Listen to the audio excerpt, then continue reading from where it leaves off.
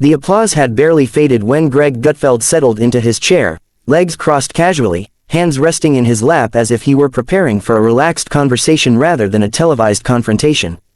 Across the table, Joy Behar adjusted her glasses and glanced toward the audience with a familiar, confident smile.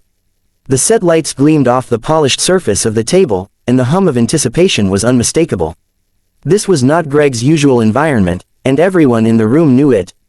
That knowledge alone sharpened the mood. The discussion had begun politely, even predictably. They were talking about media culture, about outrage cycles and responsibility.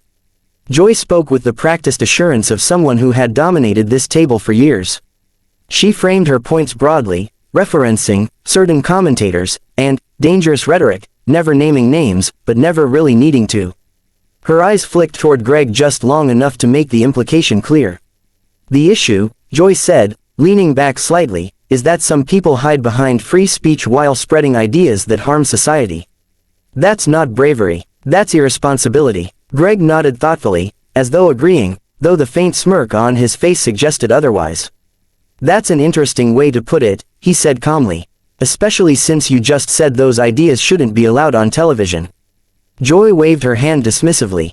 I didn't say that, I said they shouldn't be normalized. Greg leaned forward a few inches, elbows resting lightly on the armrests. But that's the same thing, isn't it? If you decide what's normal, you also decide what gets pushed out. A murmur rolled through the audience. Joy's smile thinned. You're oversimplifying it. Am I? Greg asked. Because it sounds like you're arguing for open discussion, as long as you're the one setting the boundaries. Joy sighed, clearly irritated. You're twisting my words. I don't need to, Greg replied. You've been very clear over the years. That was the moment the temperature changed. Joy straightened in her seat, her voice sharpening. I have always supported free speech. What I don't support is people using it as an excuse to attack others. Greg tilted his head, as if genuinely curious. And who decides when criticism becomes an attack? Joy didn't hesitate. When it causes harm. Greg nodded slowly. Right, harm, as defined by you. A ripple of laughter moved through the audience, followed by scattered applause. Joy shot a look toward the crowd, then back to Greg. That's not fair. Greg smiled, unbothered. Fairness is subjective. That's kind of the point. Joy crossed her arms. You come on this show pretending to be reasonable, but all you're doing is playing word games. Greg raised an eyebrow. I'm playing your game. I'm just following the rules you laid out. Joy scoffed. Please. No, seriously, Greg continued. You argue intent matters when you speak. You argue impact matters when others do. That's not principle, that's convenience. The audience reacted louder this time, a mix of applause and surprised gasps. Joy leaned forward now, her composure cracking just slightly. You're accusing me of hypocrisy. I'm pointing it out, Greg said evenly. There's a difference. Joy shook her head. This is exactly what I'm talking about. You accuse people, then hide behind, just asking questions. Greg chuckled softly. I'm not hiding. I'm sitting right here. Joy opened her mouth to interrupt, but Greg continued, his tone still calm. You've called for comedians to be cancelled for jokes you didn't like, then defended comedy when people criticized your jokes. You've mocked skepticism toward institutions, then celebrated it when it aligned with your politics. Joy's eyes widened. That's absurd, is it? Greg asked. Because those clips exist. They're not interpretations. They're your words. The studio grew quiet. Even the audience seemed unsure how loudly to react. Joy shifted in her chair, clearly bristling. Context matters, she said firmly.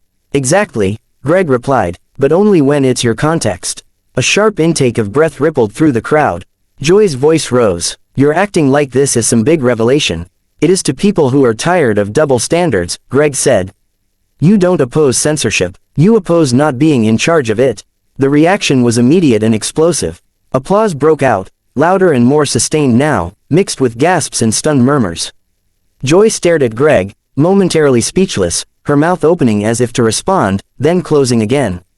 Joy Behar broke the silence first, her voice edged with disbelief. You sit there acting like you've uncovered some grand truth, she said, gesturing toward Greg with an open palm. But all you're doing is twisting nuance into accusation. Greg didn't react immediately. He let the moment breathe, as if giving the audience time to absorb the tension before responding. When he finally spoke, his tone was steady, almost conversational. Nuance is important, he said. But it stops being nuance when it only works in one direction. Joy leaned forward, her patience visibly thinning. That's not what's happening here. Then correct me, Greg replied. Explain why speech you agree with deserves protection, while speech you dislike deserves punishment. A murmur ran through the audience. Joy opened her mouth, then paused, choosing her words carefully. Because words have consequences, she said. You know that. Greg nodded. I do. Which is why it's strange that consequences only seem to apply to people who don't share your views. The applause this time was louder, more confident. Joy turned her head slightly, clearly irritated by the reaction. This audience doesn't get to decide moral standards, she snapped. Greg smiled faintly. Neither do you. The words landed cleanly, without aggression, and that made them sharper. Joy exhaled sharply through her nose. You're enjoying this, she said. I'm enjoying clarity, Greg replied. There's a difference. Whoopi Goldberg shifted in her chair, raising her hand slightly as if preparing to intervene, but Joy waved her off without looking. No, Joy said, I want to respond to this. Greg nodded. Please do. Joy straightened, regaining some of her composure. I've spent decades fighting for people without power, she said. Calling out harmful speech isn't hypocrisy, it's responsibility. Greg listened attentively, nodding along. I believe you think that, he said when she finished. But responsibility without self-awareness becomes control. Joy frowned. That's a stretch, is it? Greg asked. You criticize institutions until they agree with you. You distrust authority until you're part of it. That's not rebellion, that's replacement. The studio fell quiet again. Even the audience seemed unsure whether to applaud or remain silent. Joy stared at Greg, her lips pressed together tightly. You're reducing complex positions into soundbites. Greg shrugged lightly. Television does that. You know that better than anyone. Joy let out a short, humorless laugh. So now you're lecturing me on television. I'm pointing out irony, Greg replied. You warn about dangerous rhetoric while using the same tactics you condemn. Joy's voice rose. That's insulting. No, Greg said calmly. It's uncomfortable. The distinction hung in the air. Joy looked away for a moment, collecting herself, then turned back with renewed intensity. You think you're above this, she said. Like you're immune to bias. I'm not, Greg answered. The difference is I admit it. That line drew a strong reaction from the audience, applause, nods, a few surprised laughs. Joy shook her head slowly. This is a setup. If it were, Greg said, you wouldn't be struggling to answer. The words were not loud, not cruel, but they were devastating in their simplicity. Joy's eyes flashed. You don't get to define my values. I'm not, Greg replied. Your past statements do. At that, Whoopi finally leaned forward. Okay, she said firmly. We're not turning this into a courtroom. Greg immediately held up his hands in a conciliatory gesture. Fair enough. Joy, however, wasn't ready to move on. This is exactly why people like you are dangerous, she said. You undermine trust while pretending to defend freedom. Greg met her gaze. And people like you undermine freedom while pretending to defend trust.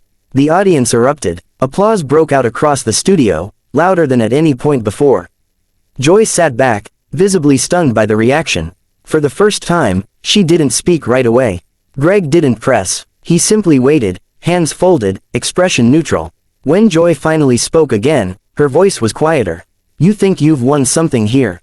Greg shook his head. This isn't about winning. Then what is it about? Joy asked. It's about consistency, he said. You taught people to question power. You just didn't expect to become the one being questioned. The silence that followed was heavy, almost reverent. Even the cameras seemed to linger longer than usual, capturing Joy's reaction in close detail. She looked down at the table, then back up, her expression unreadable.